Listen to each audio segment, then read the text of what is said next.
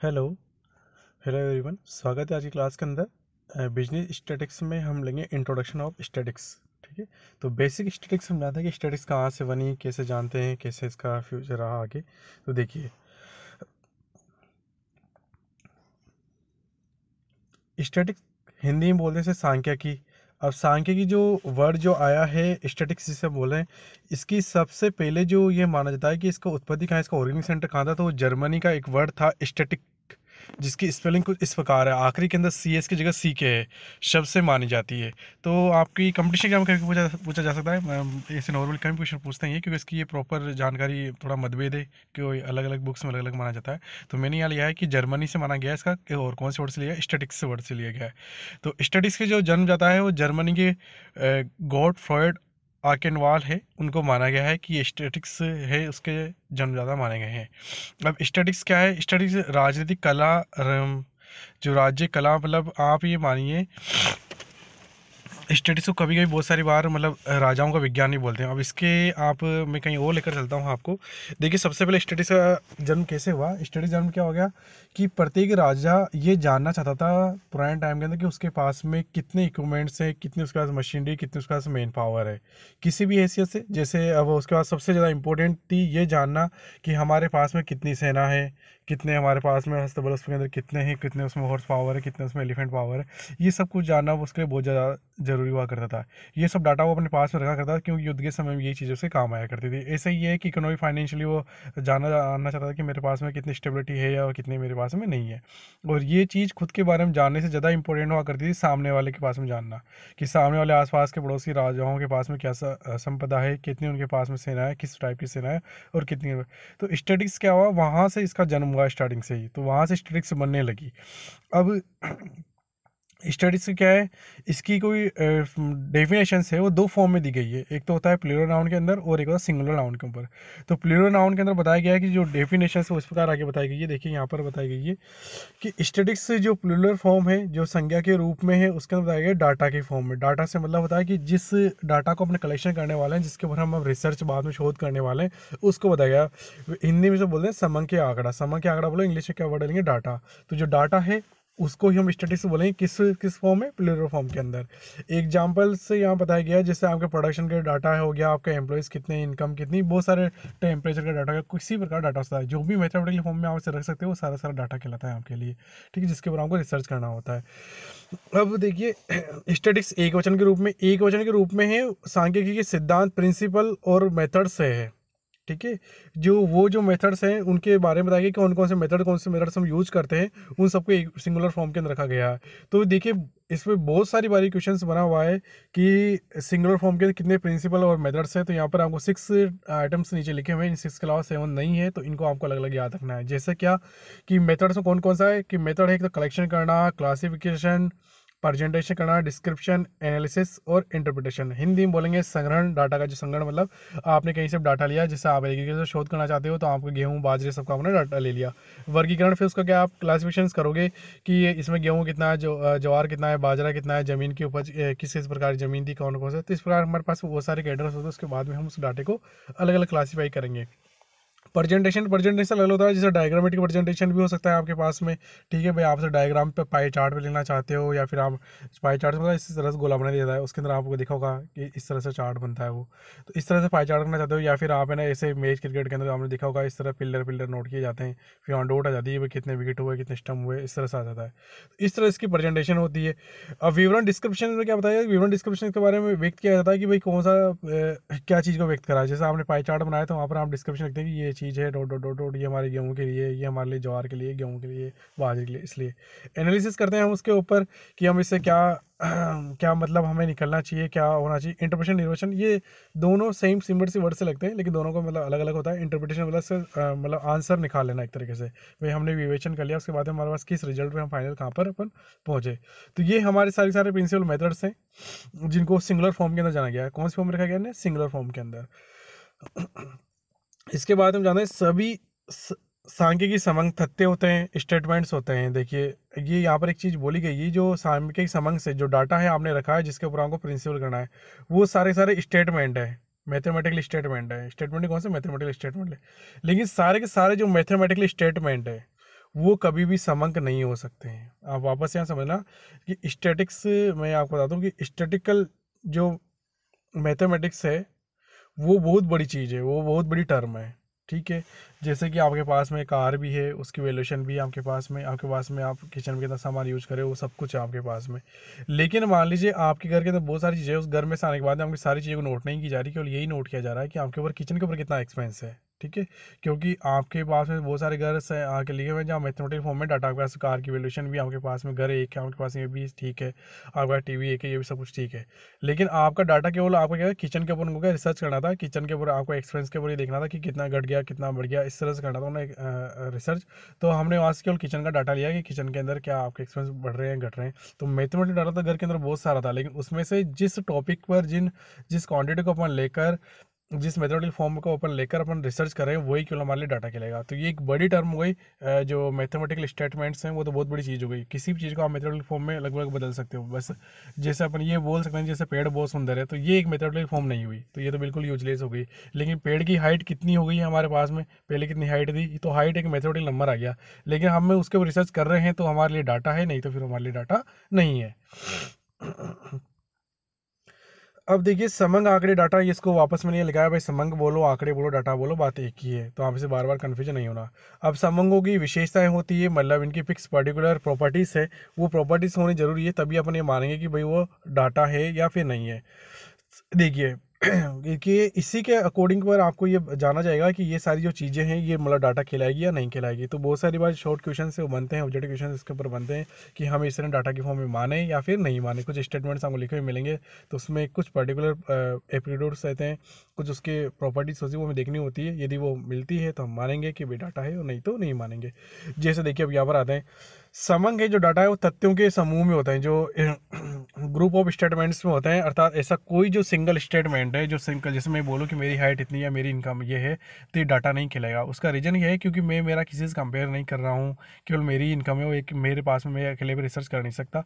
तो मेरा यदि कंपेयर किया जा रहा है, जैसे मेरे प्रोफेसर हैं उनके बहुत सारों की इनकम ली जा रही है, सबकी अलग इनकम ली जा रही है, या फिर राजस्थान के प्रोफेसर को उत्तर प्रदेश के प्रोफेसर से कंपेयर किया जा रहा है, या मेरे कॉलेज के अंदर मेरे सारे प्रोफेसर को हम आपस में कंपेयर किया जा रहा है, तो वहाँ से डाटा लिया जाता है। तो डाटा कभी भी मतलब एक लाइन एक स्टेटमेंट जो है मैथमेटिकल फॉर्म में भी है, भले ही वो भी उसके बाद में भी वो क्या कहलाएगा, वो स्टेटमेंट ही कहलाएगा, लेकिन वो डाटा नहीं कहलाएगा कभी भी, क्योंकि उसके लिए हम आगे उसके ऊपर रिसर्च नहीं कर सकते हैं। क्योंकि जैसे मेरी हाइट है इतनी है, मेरी इनकम इतनी है, कोई मतलब नहीं है। लेकिन हम पूरे कॉलेज, जैसे हम किसी स्कूल में गए तो स्कूल में हम बच्चों की हाइट देख रहे हैं, वहाँ वेट देख रहे हैं, तो हम स्कूल में सारे बच्चों का वेट और हाइट ले रहे हैं, तो सब मैथमेटिकल फॉर्म के अंदर है, तो हम कंपेयर करेंगे, वहाँ पर हम आगे उसके ऊपर रिसर्च कर सकते हैं। तो इस तरह से जब हम कुछ कर सकते हैं तो तभी हमारे पास में चीज़ डाटा कहलाती है। मतलब सिंगल जो स्टेटमेंट है, सिंगल जो यूनिट है, वो कभी भी आपके लिए डाटा नहीं कहलाएगी। समंक संख्या के रूप में व्यक्त होते हैं, मतलब जो डाटा है वो मैथमेटिकल फॉर्म के अंदर, नंबर फॉर्म के अंदर होना चाहिए। जैसे ये बोले कि रमेश बहुत अच्छे हैं, बहुत अच्छे हैं, इससे मतलब नहीं है हमें पास में रमेश की इनकम कितनी है, रमेश की हाइट कितनी है, रमेश का वेट कितना है, ये सब तो फिर मैथमेटिकल फॉर्म के अंदर है। लेकिन रमेश बहुत अच्छे हैं तो मतलब ठीक है, अच्छे हैं तो उसको मैथमेटिकल फॉर्म में है ही नहीं। और फिर ये भी बोल दिया जाए कि रमेश श्याम से भी ज़्यादा अच्छे हैं, और श्याम है जो ज़्यादा बुरे हैं, गंदे काम करते हैं, तो ये सब कुछ नंबर के अंदर नहीं है, ठीक है। अभी एक चीज़ ये है कि इतनी चोरी हुई तो नंबर ऑफ चोरी आ रही है वहाँ पर, कितने कितनी आपके पास कितनी थेफ्ट हो गई है आपके पास में, तो वो सब डाटा बन सकता है, लेकिन ये चीज़ें डाटा नहीं बनेगी।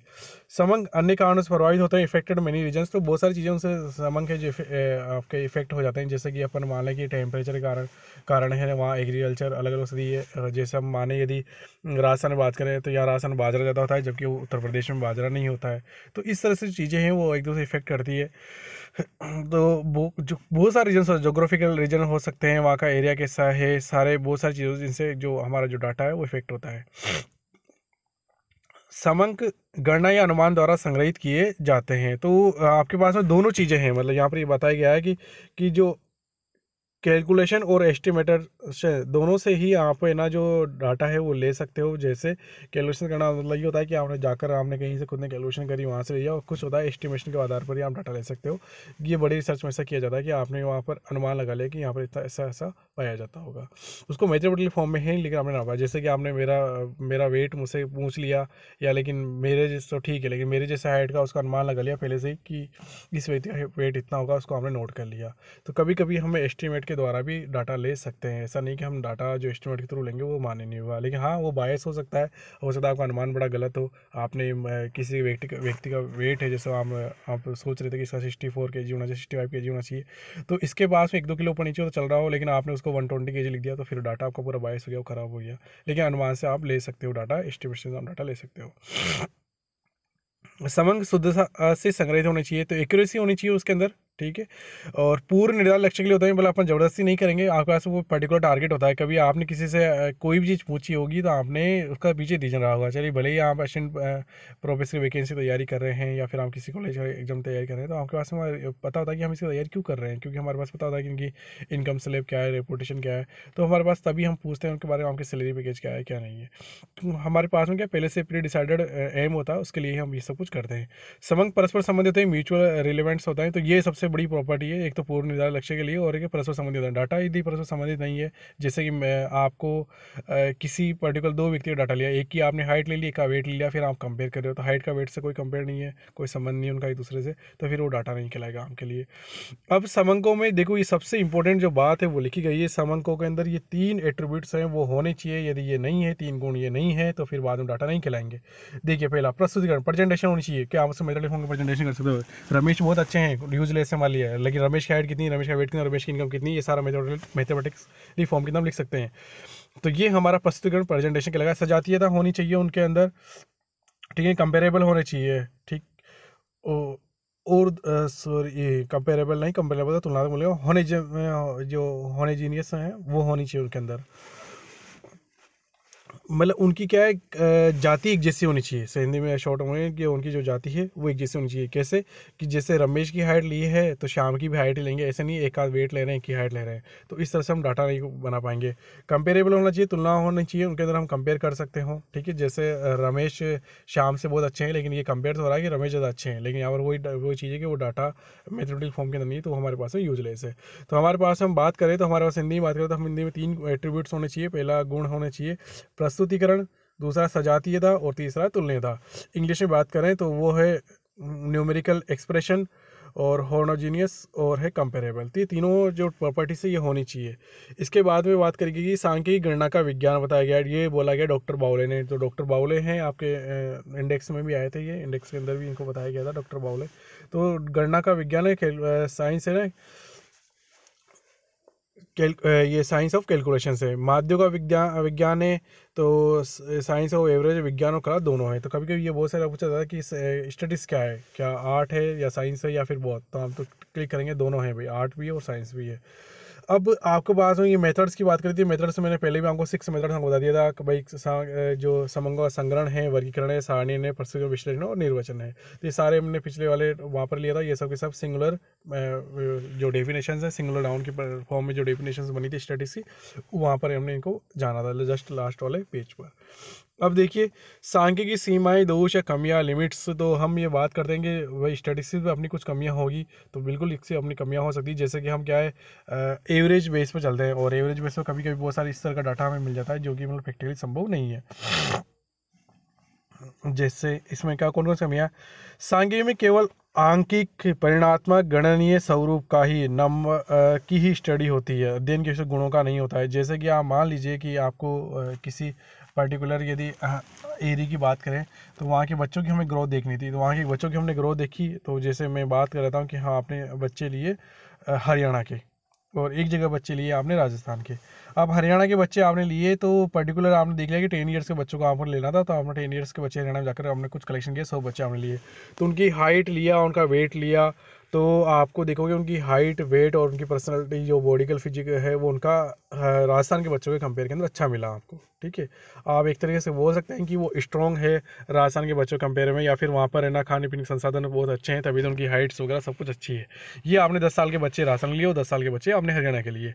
लेकिन आप एक चीज़ देखिए, आप उन्हें अच्छा बोल रहे हो, क्या राजस्थान के लोगों के बराबर इतना अच्छा कल्चर है उनके पास में? ये चीज़ें हमने नहीं देखी, हमने ये नहीं देखा, हमने ये यहाँ पर ये नहीं देखा कि उनके पास में जो इतने गुण हैं वो उतने ही अच्छे हैं क्या। हो सकता है कि वो उतने गुणों में इतने अच्छे नहीं हो सकता है कि उनकी जो बात करने का जो तरीका लैंग्वेज है वो अटपटा हो, वो इतना रिस्पेक्ट नहीं देते हो किसी को। तो इस केस के अंदर आप ये बोलोगे हरियाणा के बच्चे हमारे इंडिया को लीडिंग कर रहे हैं या वो अच्छे हैं, तो ये बोलना शायद कहीं ना कहीं पर गलत हो जाएगा। यहाँ पर एक एग्जाम्पल ये है, कहीं ऐसा नहीं है कोई हरियाणा के हो तो नाराज़ हो जाए, ये एक एग्जाम्पल ये है कि वो हाइट के अंदर कंपेरेबल जो राजस्थान कंपेरेबल उनके में ज़्यादा होते हैं, लेकिन हमें आगे हम उसके बेस पर हम ये बोल दें कि ये वहाँ के जो बच्चे हैं वो बहुत अच्छे हैं राजस्थान कंपेरेबल, तो ये बोलना थोड़ा गलत हो जाएगा। हो सकता है हमें और भी जो चीज़ें हैं वो हमें नापनी देखनी होगी। अर्थात जैसे इसमें बताया गया है, जैसे यहाँ बताया उत्पाद, ऐसे सेम चीज़ ऐसे जैसे आप गेहूं का प्रोडक्शन ले लीजिए, तो आपने हरियाणा गेहूं खा रहे हो या फिर उत्तर प्रदेश गेहूं ले रहे हो, राजस्थान गेहूं ले रहे हो, तो हो सकता है कि गेहूं की क्वांटिटी राजस्थान ज़्यादा पैदा कर रहा हो और उत्तर प्रदेश कम कर रहा हो, लेकिन हो सकता है उत्तर प्रदेश गेहूं की क्वालिटी अच्छी हो। तो उत्पादन मूल्य आयु वेतन का अध्ययन संभव है, परंतु जैसे सुंदरता, ईमानदारी, मित्रता, बुद्धिमान का नहीं है। कुल मिलाकर आप ये बोला गया है कि केवल हम क्वांटिटी का स्टडी कर सकते हैं, लेकिन उसके बाद में उसकी और भी जो क्वालिटी होती है, जिस प्रकार से जिससे व्यक्ति निखरता है, जैसे सुंदरता हुई, ईमानदारी हुई, मित्रता, बुद्धिमानी, इन सब का हम स्टडी नहीं कर सकते हैं। सांख्यिकी समूह का अध्ययन करती है, व्यक्तिगत इकाइयों का नहीं। ये एक प्रॉपर्टी है, बहुत सारे वैसे क्वेश्चन बनता है। तो ग्रुप में स्टडी होती है, मतलब हम एक यूनिट के ऊपर बेस के ऊपर किसी एक यूनिट को ले लें हम और हम बोल दें कि राजस्थान बहुत अच्छा है, या फिर एक यूनिट को लेकर बोल दें कि भाई ये क्लास बहुत अच्छी है। जैसे एक क्लास में एक सबसे अच्छे 100 बच्चों की क्लास है, उसमें से एक बच्चे को उठाया और वो गलती से वो बहुत इंटेलिजेंट निकल गया और हमने कह दिया भाई पूरी क्लास इंटेलिजेंट है, तो ऐसा बोलना गलत हो जाएगा। हमें कम से कम उसको लीडिंग करने वाले 10-15 एग्जाम्पल तो लेने ही पड़ेंगे वहाँ से, तब जाकर हम 100 बच्चों के बारे में बता पाएंगे कि वो अच्छे हैं या नहीं, वो क्लास अच्छी है या नहीं। किसी एक के बेस पर हम नहीं बता सकते। तो सांख्यिकी वो ग्रुप की स्टडी करती है, सिंगल यूनिट की स्टडी नहीं करती है। सांख्यिकी निष्कर्ष असत्य भ्रमात्मक सिद्ध हो सकते हैं, जैसे कि आपको बताया गया कि एक दो परिवारों को आपने स्टडी करी, दो परिवार में एक बच्चा था, दो में दो बच्चा था, फिर आपने बताया कि औसत है यहाँ पर इन घरों के अंदर 1.5 बच्चा होता है, तो 1.5 बच्चा है मतलब प्रैक्टिकली पॉसिबल ही नहीं है। ठीक है, तो बच्चे होते हैं, उनके एक होगा या दो होगा ही होगा, तो इस तरह का डाटा भी आता है कभी कभी गलत। सांख्यिकी औसत रूप से ही लागू होती है, दीर्घकाल के लिए लागू नहीं होती है, मतलब एवरेज फॉर्म के अंदर ही लागू होती है। एवरेजली बिल्कुल सही है, लेकिन लॉन्ग टर्म के अंदर वो सब चीज़ें बदल सकती है। ठीक है, जैसे कि हम बोले कि हमारे पास में राजस्थान की यदि बात करें तो हम जैसलमेर के बीकानेर के अंदर बहुत सारे टाइम यदि पहले देखें तो पानी की पीने की व्यवस्था तक नहीं थी, तो एग्रीकल्चर की तो बात छोड़िए, लेकिन उसके बाद में और हम ये माने कि राजस्थान ऐसा रेन वाला ड्राई रेन वाला था, ऐसा नहीं था। बाद में वहाँ पर जो बागड़ा रांगला परियोजना से, जहाँ से इंदिरा गांधी नहर परियोजना से, वहाँ से लिफ्ट नहर स्टार्ट करी गई और उनसे आज वहाँ सिंचाई हो रही है, और वहाँ पर हम देख रहे हैं कि अब सिंचाई के साधन काफ़ी पहले आज के 20 साल 30 साल पहले कंपेयर में काफ़ी अच्छे हो गए हैं। तो ये एक चीज़ें हैं जो दीर्घकाल के लागू नहीं होती है। समंग का समान सजातीय तुलनीयता होना आवश्यक है, ये तो सबसे बड़ी प्रॉपर्टी, ये तीनों नहीं है तो फिर बाद में वो डाटा खिलाएगा ही नहीं। ये केवल साधन प्रस्तुत करती है, समाधान नहीं है, तो ये केवल आपको सोर्स दे रही है, आपके पास साधन बता रही है आपके पास इतना है इतना नहीं है, सोर्स है ये, वो केवल समाधान नहीं है इसका, आपके पास समाधान नहीं है। जैसे हमने देख लिया था कि जैसलमेर, बीकानेर, जोधपुर के अंदर पानी की बड़ी कमी है, और आपने देख लिया पिछले 10 साल से स्टडी कर ली थी आज के 20-30 साल पहले कि यहाँ पर पानी की कमी रहने वाली है, तो समाधान नहीं है स्टडीज़ के पास में। समाधान तो आपको खुद को ढूंढना पड़ेगा कि हम यहाँ पर अब क्या करें और क्या नहीं करें। सांख्यिक अध्ययन केवल पूर्व ज्ञानी व्यक्ति, एक्सपर्ट के द्वारा ही किए जा सकते हैं, हर कोई व्यक्ति स्टडीज़ का यूज नहीं कर सकता है। स्टडीज़ के लिए उसकी प्रॉपर्टीज़ वगैरह, उसके फॉर्मूलेस यूज करना आना चाहिए। आगे बताइए सांख्यिकी महत्वपूर्ण कार्य क्या है। सांख्यिकी महत्वपूर्ण कार्य, सबसे महत्वपूर्ण कार्य है जो डिफिकल्ट डाटा होता है उसका सिंपल फॉर्म के अंदर बदलना भी एक महत्वपूर्ण कार्य है, क्योंकि जैसे आपने कहीं कहीं बारे में आप स्टडी कर रहे हो तो वहाँ का जो डाटा था वो बड़ा ही डिफिकल्ट फॉर्म रखा था, उसका सिंपल फॉर्म में प्रेजेंटेशन कर देते हैं। ये भी एक सांख्यिकी की बहुत बड़ी प्रॉपर्टी। जैसे कि हम एक गाँव में गए तो वहाँ के सब कुछ कलेक्शन करके आ रहे हैं, सब कुछ से मतलब जैसे हम वहाँ पर गए तो हमने वहाँ पूछा भाई आपके घर के अंदर मुखिया कौन है, उससे पूछा वहाँ पर कितने मेंबर है, उससे वहाँ पूछा आपके पूरा चार्ट बना के लेकर के आपके पास टीवी कितनी है, ट्रैक्टर कितने हैं, गाड़ियाँ कितनी है, क्या है क्या नहीं, सब कुछ हम लेकर गए। ठीक है, तो अब उसको सबको नोट करने के लिए आपने एक पूरा पेज 2 पेज भर दिए उसके घर की पूरी स्थिति जानने के लिए। अब उसको आप देखोगे तो उसे 1-2 पेज को पढ़ोगे, फिर आप दूसरा ये एक मिस्टर ए का पेज हो गया। ठीक है, मिस्टर ए के बारे में इतनी सारी प्रॉपर्टीज़ हो गई इसकी, ये इसमें घर में सदस्य, ये इसमें टीवी इतनी है, फ्रिज इतने हैं, कूलर इतने हैं, बहुत सारे ट्रैक्टर है या नहीं है, ज़मीन कितनी है, पशुधन संपदा कितनी कितनी है। फिर बी का कंपेयर किया, फिर बी के बारे में ये सारी चीज़ें लिखी, फिर सी का कंपेयर किया, फिर ऐसे बहुत सारी चीज़ें लिखी। तो हम यहाँ इसके एक पेज इसका भर गया, 2 पेज इसका, 3 पेज इसका भर गया, तो हम यहाँ पर नहीं बता सकते हैं कि कौन सा व्यक्ति अच्छा है, कौन सा व्यक्ति बुरा है। या फिर हम ये माने इकोनॉमिकली हम ये बताएं कि कौन सा व्यक्ति इनमें ज़्यादा सक्षम है। हम ये नहीं बोल सकते कि ए के पास ज़्यादा धन संपदा है या बी के पास सी के पास, क्योंकि एक पेज के फॉर्म में लिखी हुई।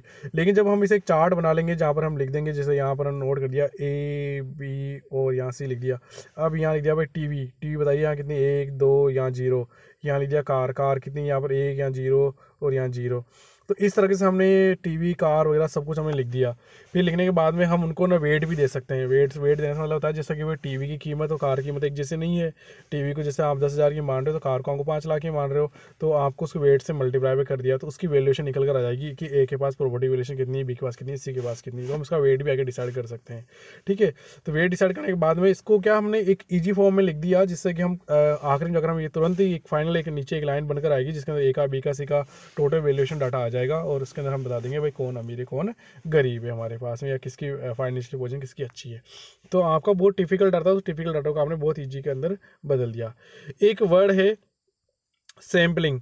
तो सैम्पलिंग क्या है, सैम्पलिंग के क्या बताऊं, तो सैम्पलिंग की डेफिनेशन शॉर्ट फॉर्म में बताया। सैम्पलिंग क्या है, एक इन्वेस्टिगेशन का मेथड है। क्या है, अनुसंधान की विधि है, सांख्यिकी अनुसंधान की रीति है। तो आज ही क्लास के अंदर इतना ही लूँगा। स्टैटिस्टिक्स के बारे में बेसिक नॉलेज से मैंने आपको थोड़ा और समझाने की कोशिश करी है। उम्मीद करता हूँ कि इसमें से बहुत सारे क्वेश्चन मतलब स्टैटिस्टिक्स में, स्टैटिस्टिक्स जो ओपनिंग प्रॉपर्टीज सही है, तो इसमें से जो जहाँ जहाँ से क्वेश्चन करते हैं वही मैंने टॉपिक्स यहाँ पर गवर्न किए हैं, बाकी सब टॉपिक्स मैंने हटा दिए हैं यहाँ पर। तो आप इसे थोड़ा ध्यान से देखें। आज क्लास के लिए इतना ही। Thank you, bye bye.